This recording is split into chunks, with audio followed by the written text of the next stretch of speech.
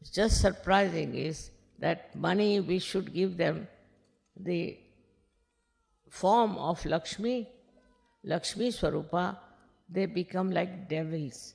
And the way they treat other people is even worse than that. So these are the significance of the form of the goddess. But the best is she's just standing on the lotus. That means no pressure on anyone. She exists on her own, no pressure. She doesn't put any pressure on anyone.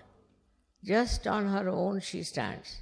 And all her weight and all balanced on her own dignity.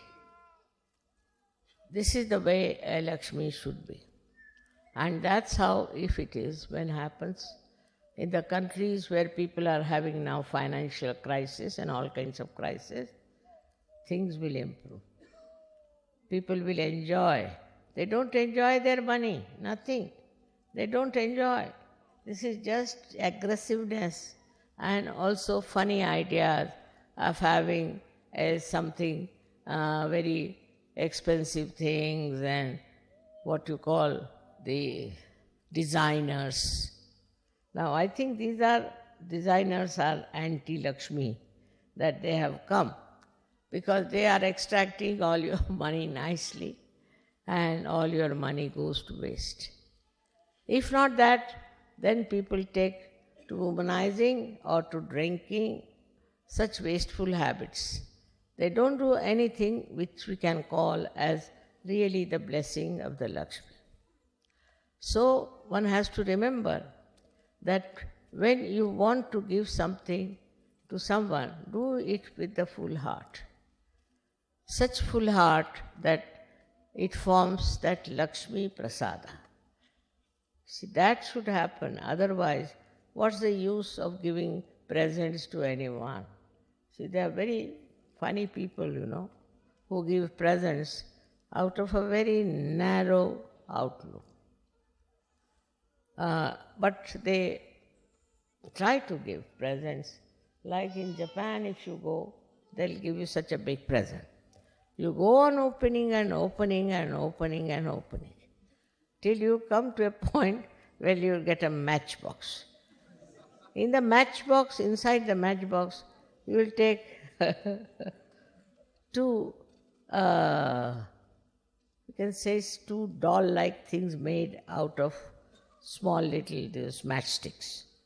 Start looking at them, what this is, why is such a big design? And very surprised. But they are very simple people otherwise, very simple. When we went there, they told us, wherever we went, even in a shop, when it was raining, they would give us a present. And I said, what is this? Why are they giving us a present like this? So the lady who was translating, she said, they think you are from a royal family. I said, what makes them feel you are from a royal family? Because you don't go to hairdresser. I said, really? Yes. In Japan, royal family people never go to a hairdresser. I said, I didn't know this, that they don't go to the hairdresser.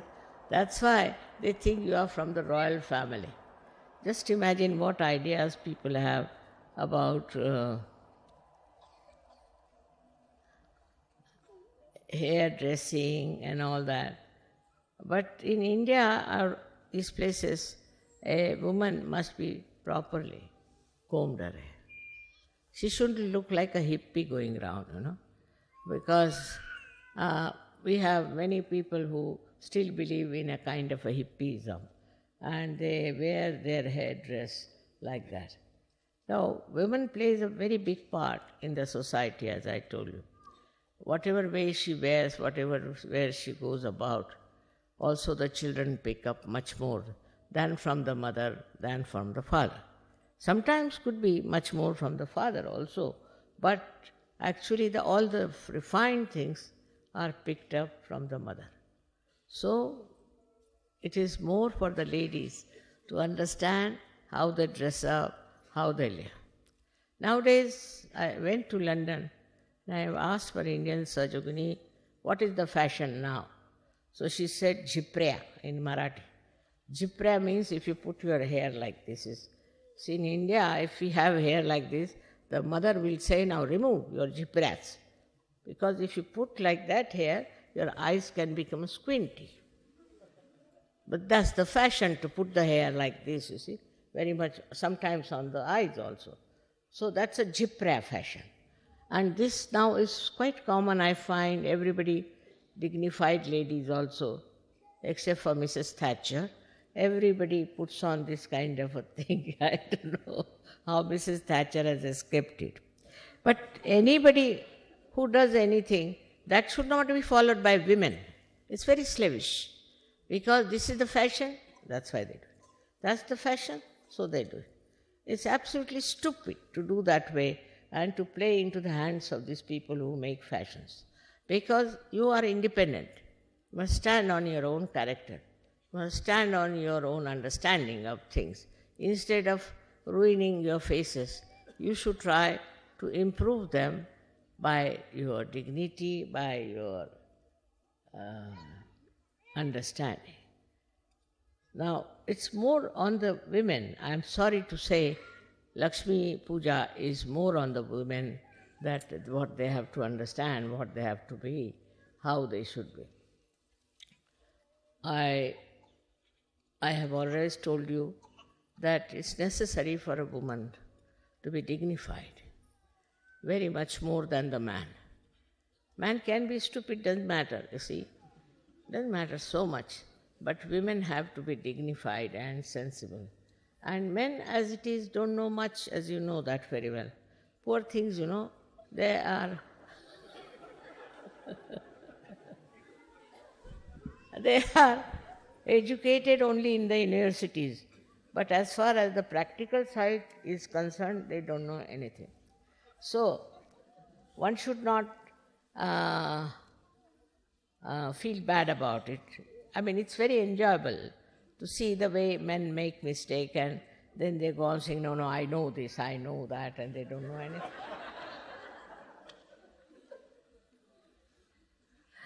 So, but man will never say, I don't know. You see, that's his character. It's all right. You must know that. He doesn't mean it, because he really doesn't know anything.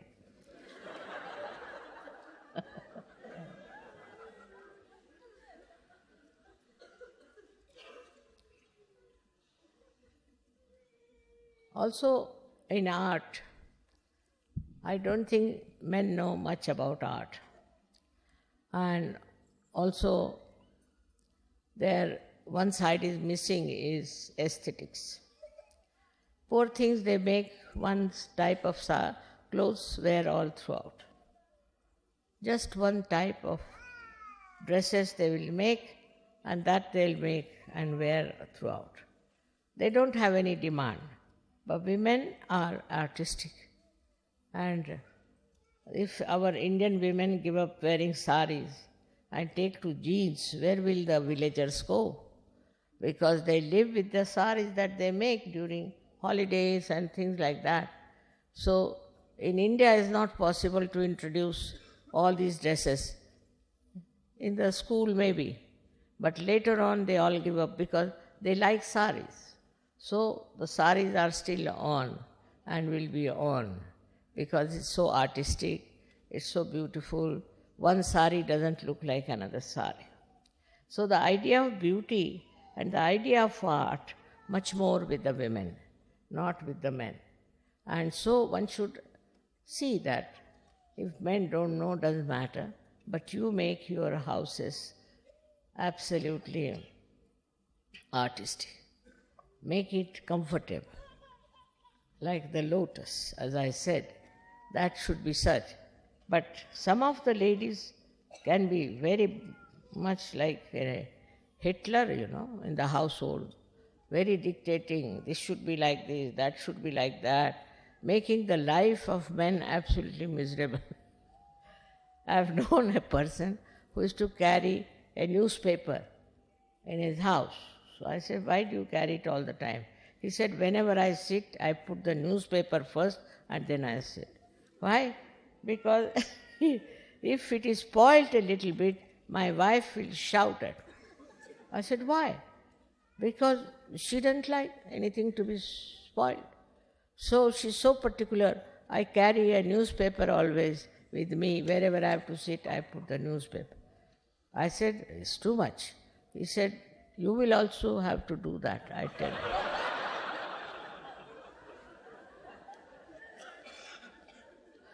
So very particular about the whole house that it's impossible to live in that house. Is even worse than a hospital. So some women can be very particular about that and very methodical, could be. But normally, women should be very loving and extremely accommodating and also being friendly with all the family members, with everyone. It's very important that our family is so big. We have a very large family, so many brothers and sisters, and everybody one better than the other. It is so remarkable that everybody has a different type of a perfume, I think, or a kind of a fragrance that shows an individual personality in them. Despite that, they are all so nice and so good, so accommodating and so much enjoying, that it's remarkable how people live together. Especially in Russia, I found the women are very adaptable and very humorous. And they were making fun of everything and enjoying life. Very surprising, we had taken presents for them. But we had taken for about 2,000 people, but there were 16,000 people. So how could we give these presents? So the women took out their chains and they said, all right, we'll give it to men, all right. We'll give them our ear tops, all right. And they were making fun of men who were feeling bad that they couldn't get anything. Such fun, such understanding. Because they are not so money-oriented, I think, and they are very spiritual minded. So a spiritual woman wouldn't bother about other things like this and will keep a dignity of her own and will show by her every gesture that she is spiritual. This is something so sweet, As I was telling you, on one side, sometimes you feel little different.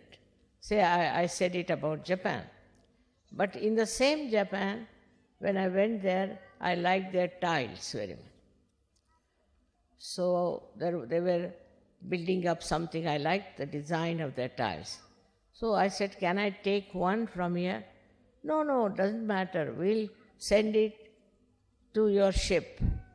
And on the ship, a big load of those tiles arrived. And the captain asked me, now what are we to do? I said, how did you get it?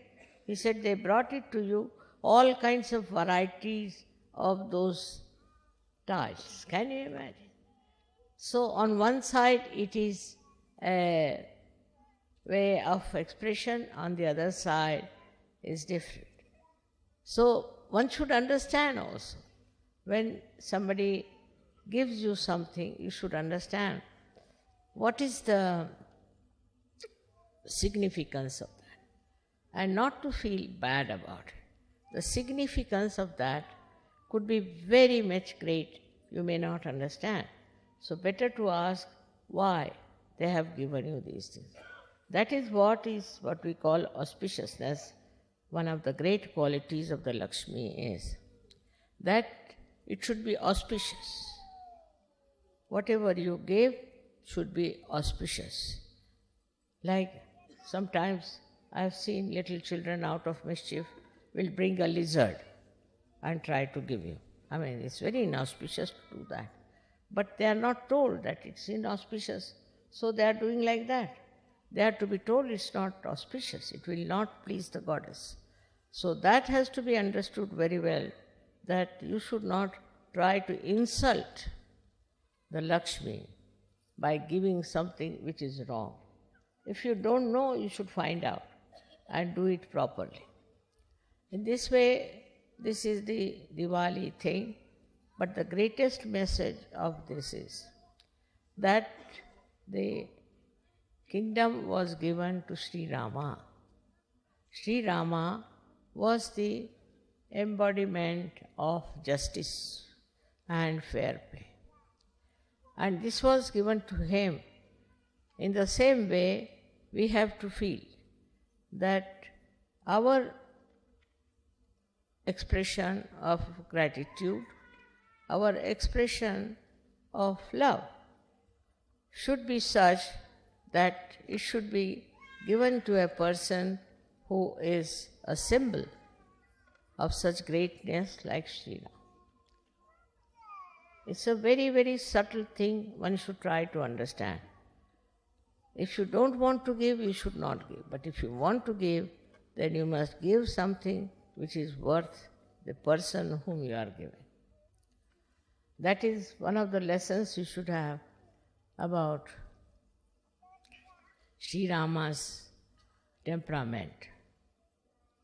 When he went into the village and he found there was an old woman, and this old woman had all her teeth out practically, and she was from the Aboriginal, and she gave him some, we call them bear, is something like, bear ko kya kehte hain? It's a kind of a fruit, small fruits. And she said, see, I have tasted all of them, and all of them are very sweet, because you should not have something which is not sweet. So I have tasted them with my tooth. I have put my tooth onto them and I have tasted. So please have them. Immediately he took it. But his brother Lakshmana got very angry. That is very inauspicious in India. If you have put something in the mouth and then you want to give to somebody, is something uttishta, is not to be done.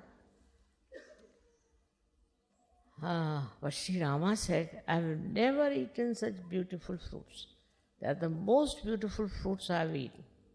So his wife says, also give me some after all. I am your half, this thing, you must give me. So Sri Rama gave her some. She said, wow, what a thing it is, tremendous. She ate it, and then the Lakshmana says, give me also, sister-in-law. She said, just now you were saying all kinds of things against this lady. Why do you want to have it? He said, now please forgive me, give me. So, see, it shows that Sri Rama could see her love, her vibrations in those fruits that she had offered. And he could appreciate to that extent that he gave it to his wife, and the wife also joined hands with it. This is what it is, that whatever you do it with love. If you do it with love, you will be able to make it auspicious. But if there's no love, you are just doing for some purpose, then it is useless. So this is what is there for giving. Giving to the person like Sri Ram and to such a great incarnation. She just thought of her love and she gave it to him.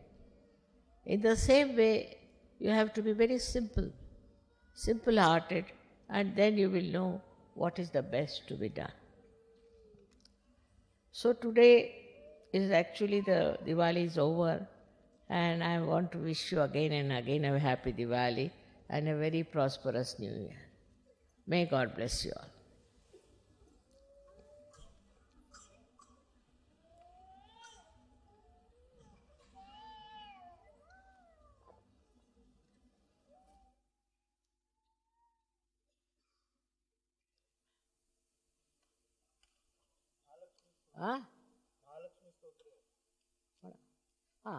the same Lakshmi becomes Mahalakshmi. That is when you understand the value of money. And when you are saturated and you are fed up, from inside you get detached, then a new form of Lakshmi comes forward, that is Mahalakshmi. That's the power which takes you higher and higher, which is the spiritual awakening. You have seen in all the countries which are very rich, this desire started, that they should seek the truth, they should find out the truth. And that's how you are all here. That means Mahalakshmi power started working in you, that you were seeking the truth. And while seeking the truth, you came to Sarju. So this Mahalakshmi is very important for you also. And you know, Kolhapur, there's a temple of this Mahalakshmi which came out of the Mother Earth. But they themselves didn't know that in that temple why they sang Jogwa. We said that, "Oh Ambe, awaken." Ambe is the Kundalini. So why in Mahalakshmi's temple they sang? You can understand that why. In that temple they started singing the song of Jogwa by which to raise the Kundalini.